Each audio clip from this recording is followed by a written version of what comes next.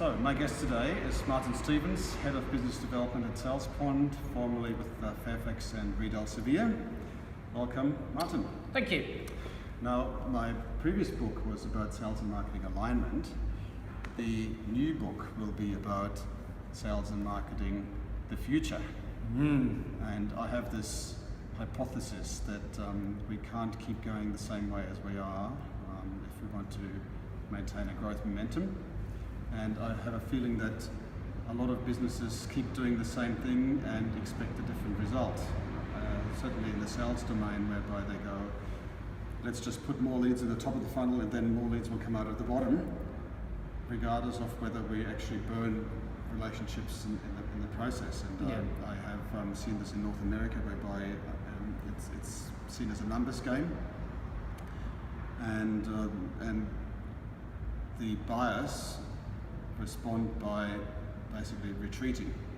You know, they curl up in a fetal position and say, whatever it is that you're selling, I'm not interested in. I don't want to know. Get away from me. That's right. So, what do you think is the future of selling? How can we avoid that instinctive reaction?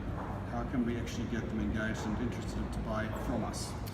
Well, the first thing we need to do is to get away from believing that everyone should buy in a linear way in which we set out our sales process. So we've got to cater for the way in which buyers want to buy, and that's we keep hearing it across LinkedIn and various different ways, but are people actually aligning their buying or their sales process to the way in which modern buyers want to buy? There's a very simple answer to that. No, they're paying lip service to it at best, but is anyone doing anything about it?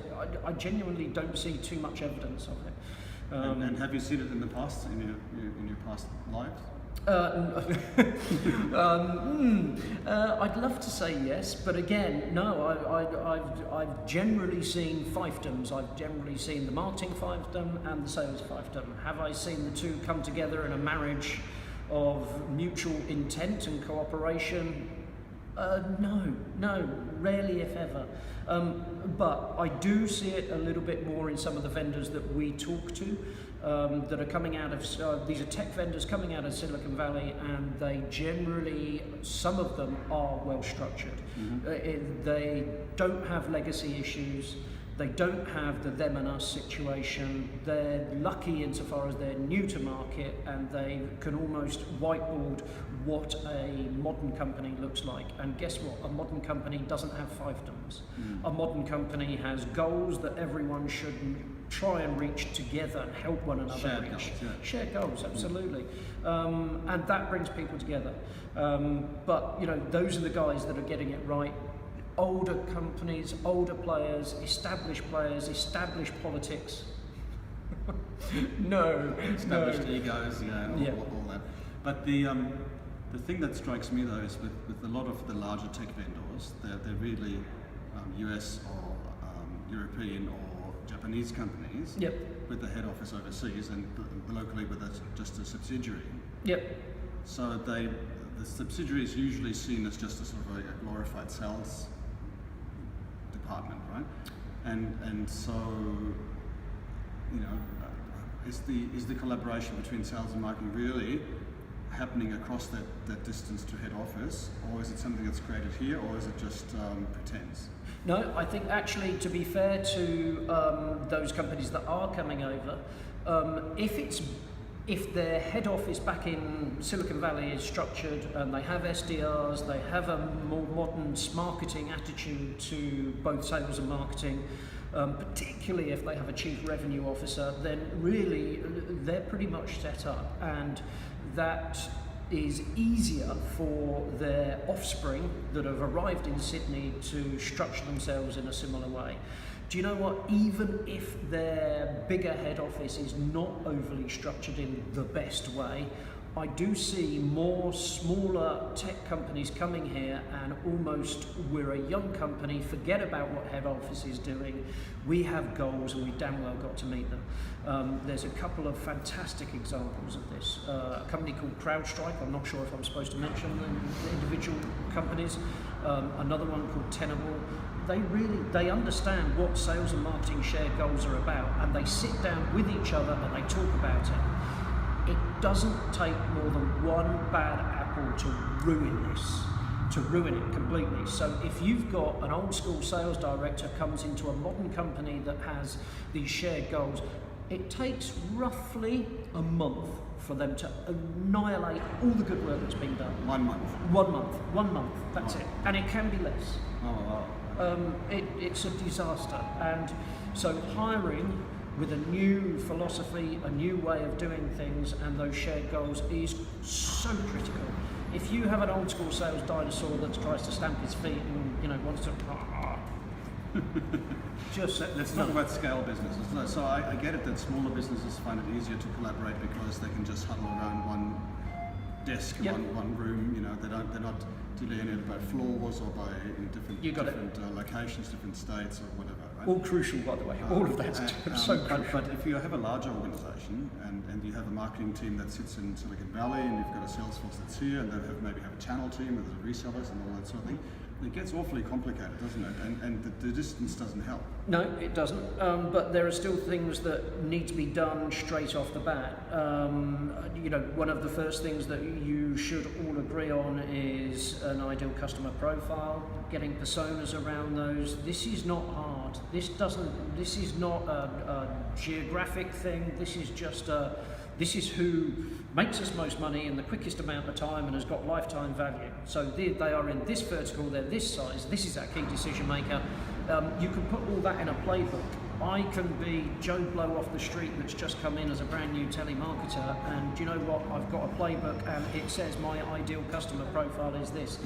That's not hard. That doesn't matter about geography, and that's a great first step that sales and marketing back in Silicon Valley could have agreed that, but do you know what? That's what everybody is aiming for. That's a good first step. Why is that difficult? Why aren't they doing it? It's do you know what? One of my favourite first questions, I'm in sales and I sell to sales and marketing people. One of my favourite first questions is, who's your ICP and why? And that one question tells me so much about a customer, a potential customer. It's not true. It tells me instantly whether I'm dealing with, shall we say, novices. I was going to call them idiots, but let's call them novices. Or am I dealing with somebody that actually has a little bit of smarts? Yes, they do understand what an ICP is. Yes, that pervades right throughout the organisation. The MD, the CEO, everyone, even the CFO would know what the ICP is and why. That's good. That's a great start. That tells me that I'm dealing with somebody that actually this is good. But if they look at me, as so many companies still do, and just go, I see. Okay, let's talk target market. Oh yeah, we got one. Okay, can you tell me what it is? Yeah, we like big companies. ASX 100. Oh my God, God give me strength. You sell backup and DR. You're a commoditized, mature market. You're not going to get in front of the CIO. And I promise you, I have chief marketing officers that come in here and say our target market's ASX 100. What do you want? I mean, why are you paid a cent, let alone a salary? It's bonkers. And we get that too often. Okay, I want to run another hypothesis past you. That because the salespeople are focused on the end of the month, the end of the quarter, the end of the financial year, we naturally have them take a very short-term outlook on life, which makes the sales managers want to go into quick fix mode. So anything that's like a longer ongoing program or something a bit more complex is not really as palatable to them as something that can be just done in a couple of days and make some impact. Short-termism. Right, short-termism. So that's the problem we have on the sales side. Yep. On the marketing side, I find we have a different problem whereby we say, look, why don't you work more closely with sales? And they say, we do. Our relationship to sales is fantastic. We work together with them every day. And the head of marketing says, well, I have a meeting with the head of sales every week. So our relationship is fantastic. Meanwhile, the people underneath don't talk to each other at all. And I joke that they talk more about each other than to each other. Definitely. So why is it so? Why is it so? I tend to think it's more about history, politics, egos, all of the above, and that all goes back to our lack of understanding of the shared goals. And if they exist. If they exist in the first place, absolutely. Because, sorry to interrupt you, but I find that a lot of marketing goals are towards quantity of leads, not quality of leads, quantity of content, not quality of content. And so the marketer is just going wherever they're driven towards. So I think it's actually a factor of the KPIs not being quite. I would agree with you completely. And is that because whoever is making the marketing KPIs doesn't quite understand what sales requires? In terms of, we would much rather have quality leads with people that are genuinely qualified for, if you're going to be budget authority, need and timing, or a little bit more sophisticated. But that, we need that. In sales, we genuinely need that. But, if a marketer is just being literally metriced on numbers of leads, I really don't care quality, if they've just been on the website and downloaded a white paper, that's a lead. The fact that it's a student back in Sheffield in England, and you're trying to sell product here in Australia, what use is that to anybody? But it's useful for the marketer because that's what he's metricked on. And it's stupid. It doesn't make sense. Somebody is creating KPIs that do not help the overall goal of the company. Okay. So, related to that, if you then come to a sales manager who's like stressed to the hilt because these people are not making the numbers, and the end of the month is coming, and says, discounted, say that, do whatever you can to get the sale in. Discounted, yes. Then I may have said that a time or two myself. I'm no angel. So then somebody comes in and says, here's a 5-step program that can help you really get aligned and get better traction, but it's going to take maybe 3 or 4 months. What are they going to say? They're not going to be happy. Why are they not going to be happy? Because they're targeted on monthly. They may be even targeted weekly. If you're lucky, you're targeted quarterly. But there's a company over in the States called Zinbit that are doing this probably better than most, insofar as they have one target for the company, and it's an annual target. And it's sales marketing. They are all remunerated in the same way and commissioned in the same way on that one annual target. And that gives everybody in the company one goal. And by the way, the C-suite are also targeted on that one number. And why is that a better number to really focus on? Because it allows for less short-termism, more strategic input, and it's simply a better way of organising yourself. Now, also takes the pressure away at the end of the quarter and takes, month, and that discounting that seems to go to it, and the discounting that we've trained the customer to expect at the end of the quarter, at the end of the month. The only people that doesn't always benefit are, I think it's fair to say, investors and shareholders. Do they always like that? Because they've got to keep their fingers very firmly crossed, don't they? And because they don't necessarily, they want quarterly updates, they want half-yearly updates, they've come to expect that, and they want results, they want to see results, and they must have those results going in the right direction. Who's the most important people? Is it the owners, the shareholders, the institutional investors? Well, most people would say they are pretty important, and should they get what they want? Well, ultimately, surely they just want a profitable company that is going in the right direction and is one single target, one annual target, which allows people to strategize and ultimately get a better outcome. Is that going to be good for them in the end? I'd like to think so, but it's different. And are they willing to embrace change? Some people would say the most important people are the customers. Yes, some people would say that. And as a salesperson, yes, I've increasingly been trained to understand that the most important people are the customers, because ultimately the customers are going to sort of get your profits and keep your shareholders happy. So yes.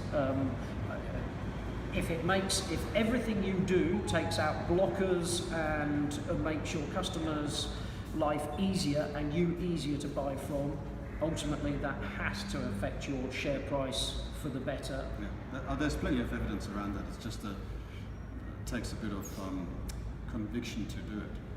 Yeah. And speaking of conviction, so somebody has explained or likened it, the change that's really required to move into the modern world of sales and marketing, or marketing, to trying to change tires on the car while it's moving. Yes. Because you still have the monthly and quarterly targets in front of you, yet you want to effect wholesale change that is by its very nature disruptive. You know, the typical change management curve says that things get worse before they get better, but then they get a lot better. Yeah. But everybody fears this downturn, and it makes sales managers look bad, and the shareholders are not happy, and financiers uncomfortable. I can see there's a point there. Do I think it has to be like that? Absolutely, it doesn't have to be like that. If we can start getting some communication and collaboration between sales and marketing, that doesn't necessarily have to involve a downturn. That can be as simple as a weekly meeting whereby you review every single lead that comes your way, and you give that, the salespeople directly give that to the marketing people so that you can start improving leads. That's where marketing starts, if you like. Yes, all right, it starts with an ICP and one thing and another, but you know, if you're not sure where to start with a weekly meeting where marketing people are in a room with sales people, not CMO, sales director. Marketing people, salespeople in a room, come together. How can we help one another? That it's about collaboration, communication, helping each other to get that common goal. Well, sales can help marketing because you ultimately can, a salesperson can inform a marketing person as to this lead was great. Why was this lead great? Well, we loved it because they had this need and it was really identified, and you identified that need by what they were downloading in terms of white paper. Put up more of those white papers, get more of those people downloading them. Those are the people with that sort of need that we want. Yeah. Great. They can help marketing to fine-tune their collateral and their lead 100%. generation. Yes. And it doesn't need to involve a downturn. That's just a meeting. So that's what's not happening right now.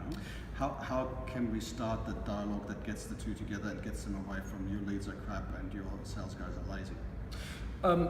So, in a perfect world, how do I believe this should start? And we make marketing and sales play more nicely with one another, should I say? How? I think there's the best single way I've heard of doing this is to say there is going to be one person, he's going to be a chief revenue officer. He or she. He or she, sorry. He or she is going to be a chief revenue officer. Why? Well, because they've got one foot in either camp, and they then have a seat at the C-suite table. They oversee really two critical functions that are going to make revenue, create market share, increase market share. You know, this person is going to be incredibly important, but overridingly, this person would be able to make sales and marketing, who traditionally have obviously had a love-in fest with one another, but when they don't play nicely, which is most of the time, this chief revenue officer can bash heads together and enforce sales and marketing to come together. Okay, so what you're saying, it's not really likely that it's marketing that gets up and says, I want to help sales, or that sales goes up and says, I want to teach marketing how to help us better. It's actually wherever they come together that person has a joint responsibility and personal interest in driving that collaboration. Is that right? That's the quickest way. If you've asked me the question, what's the quickest way to make this happen? Install a chief revenue officer who bashes heads together and makes it happen. Absolutely, it's the quickest way. In the absence of a CRO, is it the CEO? Is it the CFO? Who's the? Then it has to be the CEO. Yes, you can have a CFO if he's particularly hands-on. CFOs aren't always blessed with blinding personality that's really going to necessarily get sales and marketing people on board. How can you say that? Shame on me. But yes, then it needs to be a CEO. If you're not going to invest in a chief revenue officer, CEO has to be the one to do it. But not just bash their heads together and just say, look, I want you to start to explain to them, this is what I'm trying to achieve, this is how I want to achieve it, this is what part you play in this, and this is why I want you to start, and this is what we're aiming for.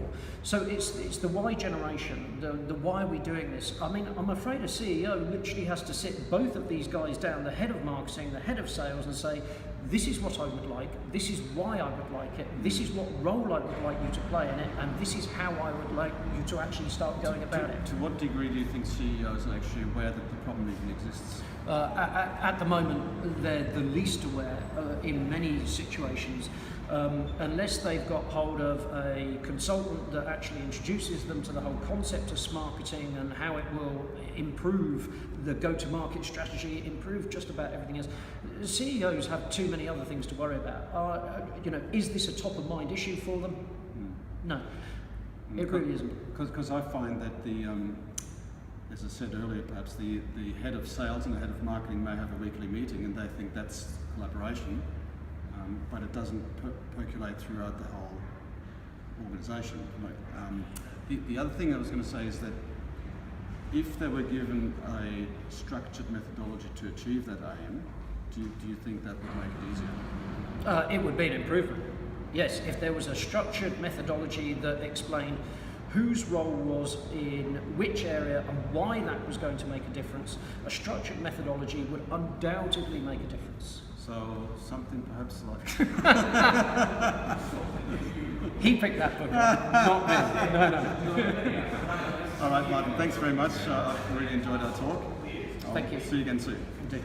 Cheers.